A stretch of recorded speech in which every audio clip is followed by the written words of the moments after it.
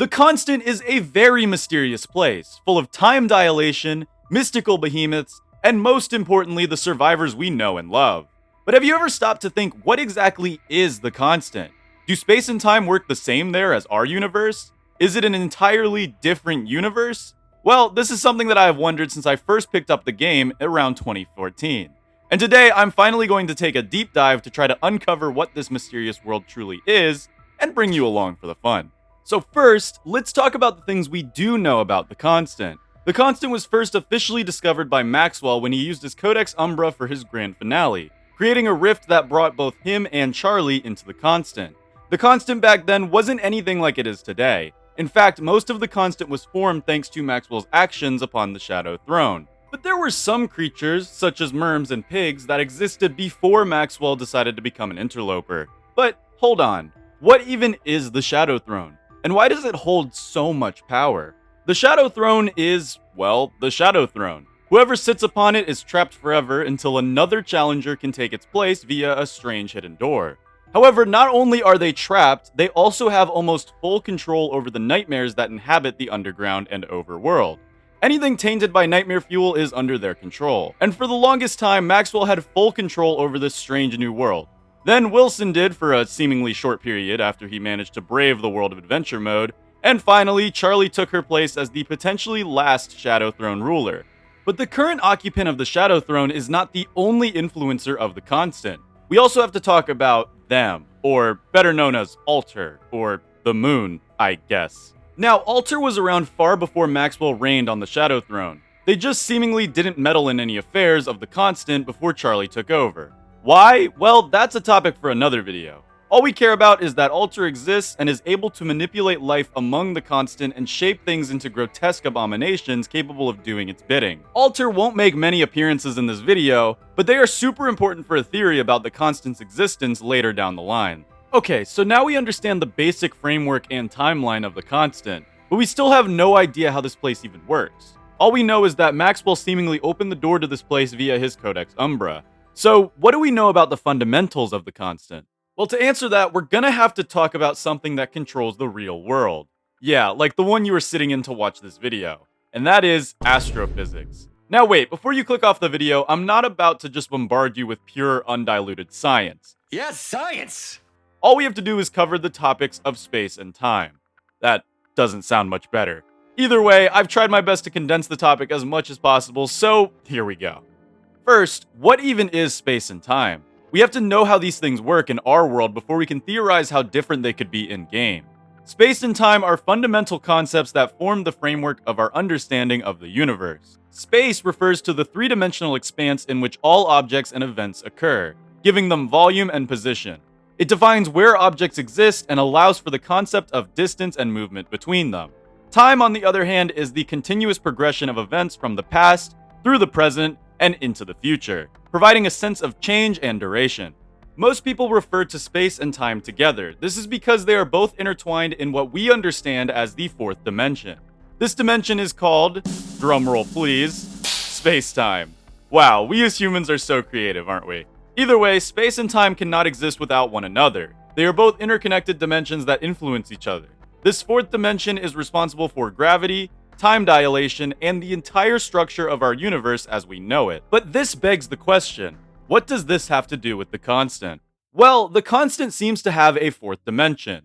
Time exists there, albeit weirdly.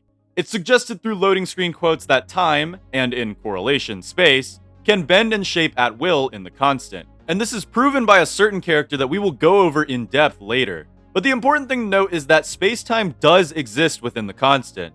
It's just a bit weird. This is good though because it gives us more of a framework to go off of. So we can start talking about theories about what the Constant actually is, right? Well, not quite yet. We're gonna save that juicy topic for later. First, let's talk about another character who is going to shape many of the theories going forward. Wanda.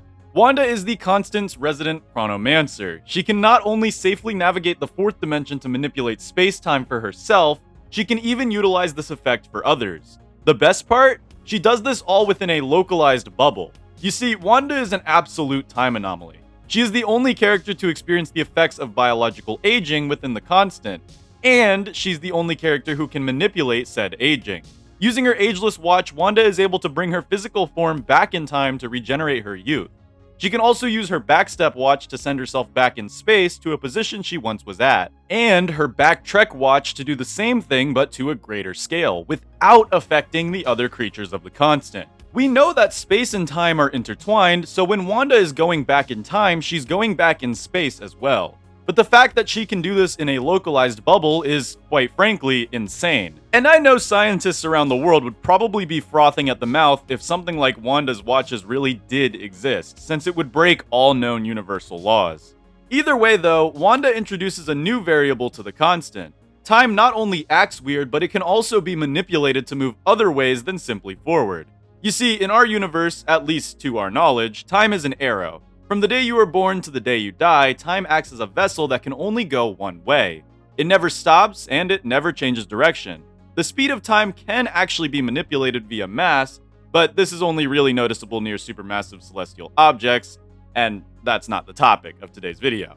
The thing we want to focus on here is that Wanda's existence proves that space-time within the constant can absolutely be manipulated. Remember how I said she can also manipulate space-time around others?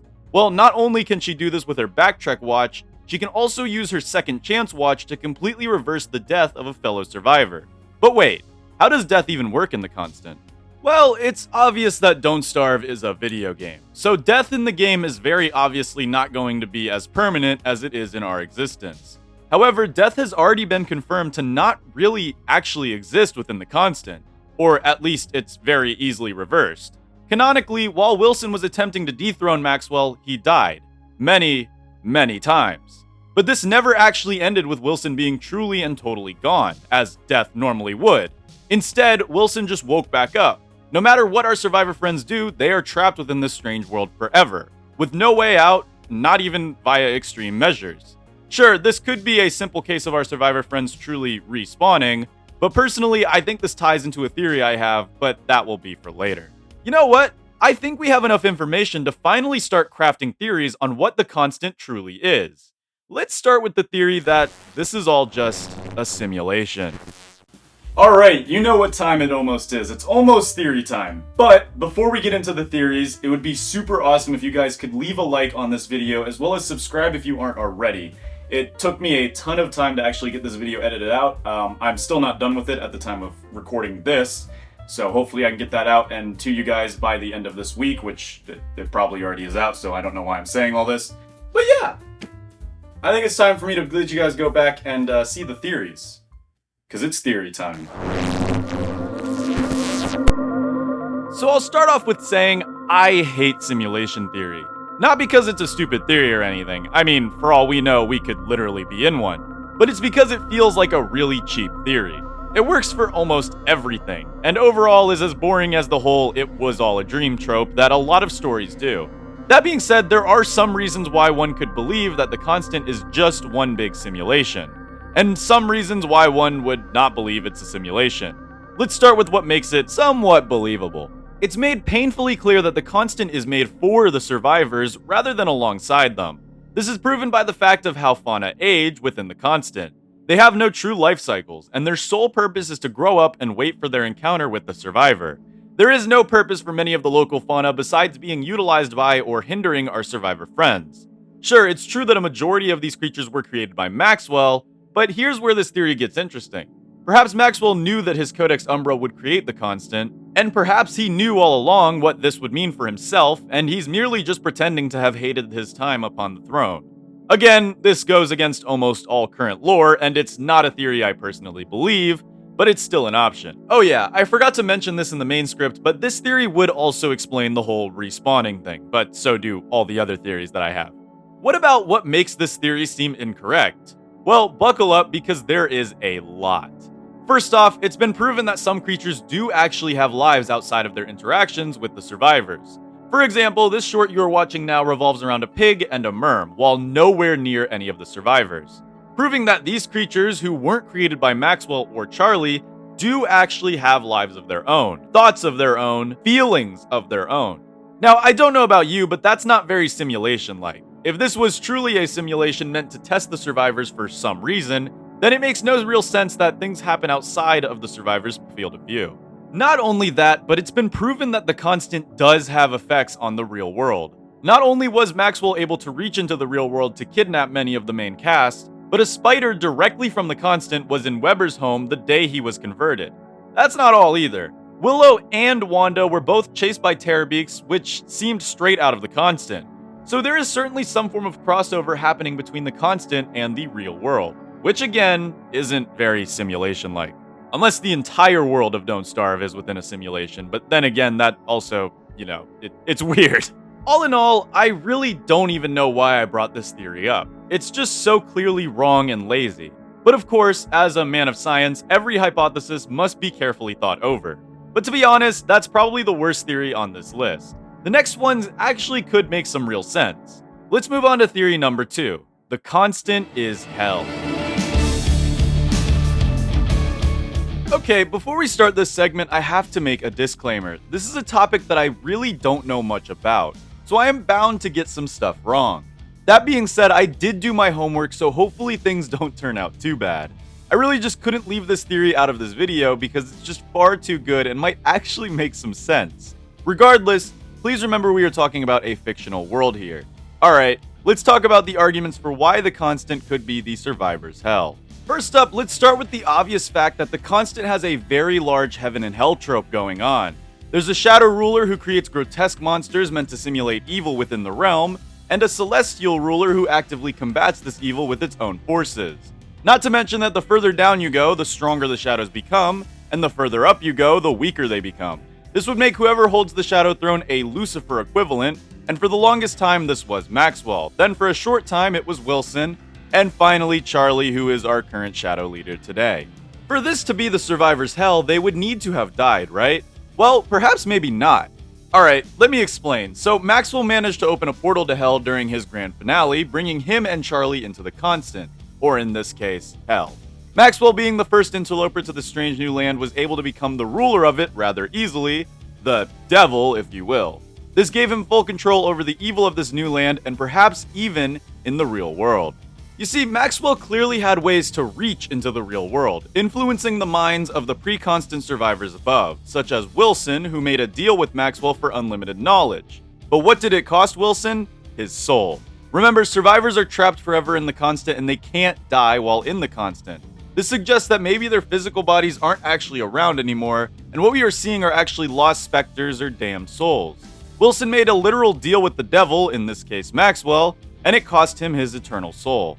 The same can also be said for the other survivors. They all made a deal with the devil. Wolfgang wanted to actually be strong, Maxwell made that happen. Wendy wanted to be with her dead sister again, Maxwell made that happen. Wickerbottom wanted to save the knowledge that was being burned right in front of her, and Maxwell made that happen. But what did it cost them? Their eternal souls. Maxwell even took it upon himself to corrupt Willow and make her do his bidding. Now, Willow very clearly didn't have the best childhood, Maxwell probably knew this, and sent his Terrorbeaks, or his demons, to further corrupt Willow and imbue her with powers from hell. This would explain why she was able to blow up the orphanage seemingly before the Terrorbeak got to her. Maybe it wasn't actually trying to even attack her at all, but provide her with the means to fight back. Of course, not even Willow was safe from eternal damnation in the end. This theory is even solidified by the character Wartox, who upon getting too cold will exclaim, "It's finally frozen over." Well, what does Wartox mean by it? It's most likely a play on a popular expression that people will use to describe things that are seemingly impossible, when hell freezes over. The it that Wartox is mentioning here is the constant. The constant, or hell in this case, quite literally freezes over. Oh yeah, not to mention that Wartox himself is a Crampi who exist within the constant, who are also religious figures with ties to hell. And the thing that brings this entire theory together? Adventure mode. Now, hear me out here. The whole premise of adventure mode is sort of like Dante's Inferno. If you don't know what Dante's Inferno is, well, it's a part in a 3-part story by the Italian writer Dante Alighieri. Hopefully I didn't butcher that name. Essentially, it follows Dante's journey through the 9 circles of hell down to the center of hell where the devil is met. Adventure mode has 7 levels, with 5 chapters that you can encounter. Now, it's true, 7 is a bit less than 9, but the similarities are there. In Dante's story, the first circle was limbo, followed by lust, then gluttony, then greed, then heresy, then violence, then fraud, and finally treachery. Of course, it's hard to paint each of the adventure mode levels as really any of these cycles, but to be honest, if the constant is going for its own version of hell, then it doesn't need to. Adventure mode could still symbolize traveling through the rings of hell as Dante did, before eventually reaching the center and coming face to face with the devil, who in our case is Maxwell. By the way, speaking of Maxwell, he literally has a devil skin, so perhaps maybe even Clay themselves are backing this theory. Honestly, I find this theory really interesting. It covers a lot of bases, it has potential to make sense, and as a fun fact, it would make Wagstaff even more cool and anomalous since he would be the one person besides Wanda to tap into hell in the real world. But of course, every theory has its flaws. First up, if the constant really is meant to be hell, then why has it decided to torture only this handful of people? Now, if we look at only Don't Starve, then it could make sense that perhaps each iteration was a personal hell. But the problem is, Don't Starve together exists, and survivors being around each other is canon. So that opens up this question again, putting a major hole in this theory, but not fully discrediting it, because of course we have no idea how a theoretical hell would work. It could also be isolated bubbles. Many people would also think that the whole bleeding into the real world thing would also be a flaw here, but honestly it still makes more sense than if it were a simulation. At least, if it was a hell that was actually connected to the universe, then there would certainly be some possibility of a crossover. In a simulation, you are mostly working with strings of code that, can't do much when they leave their confined space. So yeah, I don't think this discredits it at all, honestly. Overall, I really like this theory. But now it's time to cover another theory which could absolutely be correct. And buckle up because this one is pretty intense. The constant is part of a multiverse.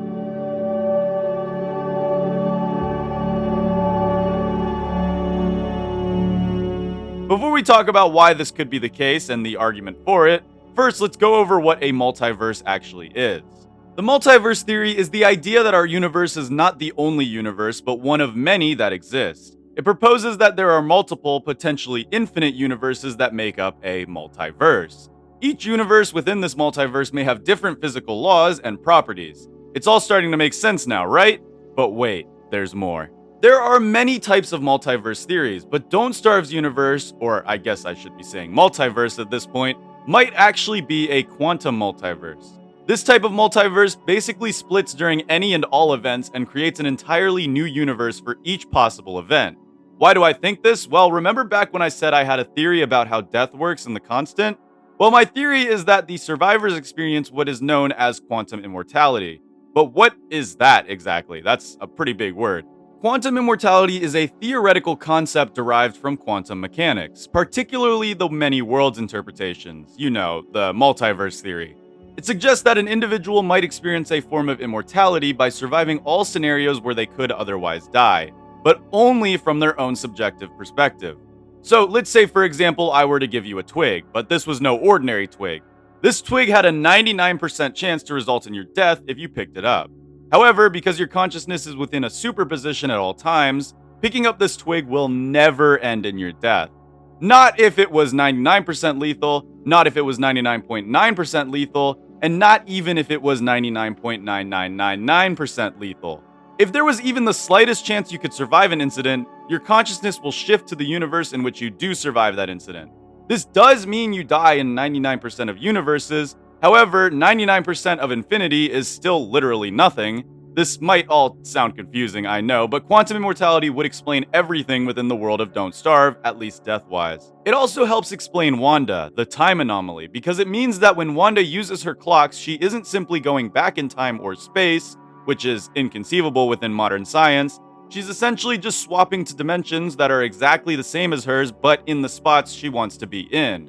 This makes her a dimensional traveler, not a time traveler, although I guess both could be considered the same in this context. This also explains save files, and sure, you could throw that away as just being game design, but with this theory, every different world you open in Don't Starve and Don't Starve Together is actually a new universe that has been opened to you. It also explains the crossovers, as if Wagstaff, Maxwell, and Wanda were able to reach into the constant, they absolutely could bring stuff out of it if it was merely another universe. The best part is that it still makes sense within the lore. Maxwell, upon using his Codex Umbra, opened the gateway to a whole separate branch of universes, the ones we now know as the Constant today. Remember, within the multiverse theory, quite literally any universe can exist. This includes a universe very similar to our beloved constant. As for flaws for this theory, well, there are none that I can really think of. The multiverse theory covers every base possible. It's either right or it's not. Of course, between this and the hell theory, I am split. On one side, the hell theory seems too coincidental, and the figureship that Clay used seems pretty purposeful. But on the other hand, the multiverse theory explains everything using quantum mechanics, which, as a nerd, I have a soft spot for. But alas, this was a theory video, so it's okay to end things off inconclusively. Wow, that was a lot to take in for sure. And obviously, there are many other theories about what the constant could actually be. If you have any or want to make a spin-off of my theories, go ahead and do so in the comments down below. Hopefully this video even makes sense, because at the time of writing this, it's like 5 in the morning, and I haven't slept, but, you know, it's all good. Of course, there was more things I wanted to talk about, like Alter, but honestly, I don't think Alter is fleshed out enough to do any deep dives on quite yet. Plus, Alter made almost 0 appearances in the early iterations of the constant, so, you know. Sorry, Alter, you're very cool and you deserve a video of your own, but that wasn't the purpose of this one. Either way, thank you so much for tuning in and listening to me ramble about stuff that doesn't make sense for however long this video is. This has been Polarlotus, and I'll see you in the next one. Bye-bye. If Maxwell never stepped in, for this to be the survivor's hell, they would